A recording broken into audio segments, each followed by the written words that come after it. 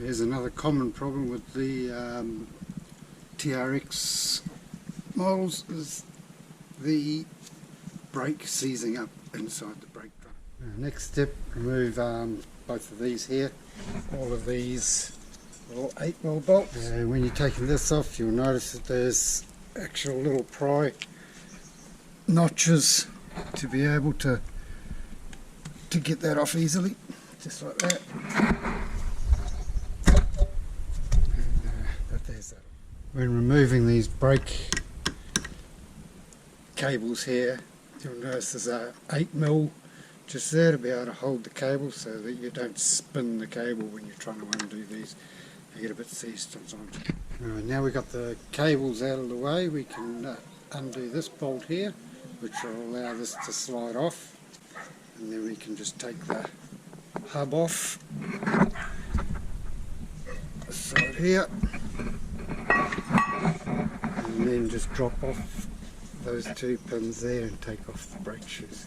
We can get that done out. Sometimes it takes a bit of hammering. You may as well pull out the axle and grease the axle spline. It's another favourite part of these bikes to go wrong. All we need to do that. Take this hub here off. Take these 4 bolts out, or nuts off, 2, 3, 4, and then it all just pulls out in one piece, and we can grease the spline and put it back together. We've taken the hub off on the left hand side, taken these 4 bolts, 4 nuts off, and the vent tube.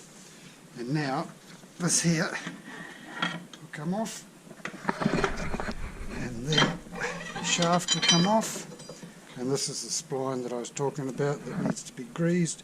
It's reasonably well greased anyway, but we'll chuck some more on there. Quite often you pull them out and they're dry and rusty, so yeah, good idea when you're that close to it, might as well just do it. This is our problem, this is solid, so to get that off, you can just give it a bit of a tweak in there.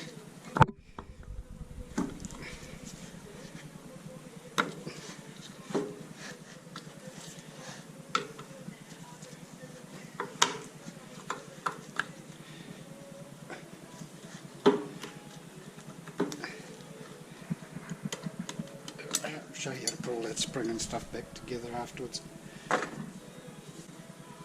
Now to get this here out, we need the plastic in. I'll take it out of the vise and put it on an edge on the steel table where we can get a decent smack at it. There we go. Now we just need to clean up that there, clean up the inside of that, put some anti-grease on it, and slide it back in, and it should be as good as new. All nicely cleaned up, the shaft and inside the hole. Good grease to use, the copper anti-seize grease. The shaft all cleaned up and greased, you put it back in there, and there we go, you can spin it nice and easily now. Easy as. Right, putting the brake shoes back on, you have to pull them apart just slightly at this end, get them on, pull them apart at that end, and you can just let it down. There you go. And then this clip, and don't forget to put your split pins back in. As you can see, when you're putting this axle back in, there's a cone shaped, like a bearing lock. You've got to get your shaft through there. The flat side is towards the bearing. That is what when you're putting your hub back on, that's what pulls up against on your bearing. Now what I did to get it back on is I just used 2 screwdrivers, lifted it, sat it onto the axle that's in there, and then you can just push the axle through. See, it's got a whole lot of shit all around it. I'll just clean that off and back with the same brace grease we were using just before. Now putting our brake hub back on. Just when you put it on, just make sure that your spline's going to be in the right place to take your. There you go. Slides back on like that, and put the 4 nuts back. Get the spring back on. That just goes on there and fits into that little hole. Just there. It just sits there like that. Bottom hole there is your foot brake, and the top hole's your hand-free brake cables. And they also put some in there as well. Same on the other one. Make it much easier to adjust them. When setting this brake, also just push it forward so that you know that it's locking on the hub. Pull it forward, and then you've got that little bit of movement just there, so you've got enough thread sticking out. So I want to clean up that seal on the drum cover.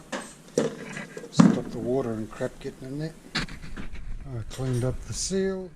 As you can see, I'm putting the hub back on here, and as we push it in, that grease goes into that seal. Makes a good clean. So when you put the hub back on, make sure you line it up just so that when you're putting the split pin in, you're not going to get stuck behind one of the studs. Just makes it a bit easier.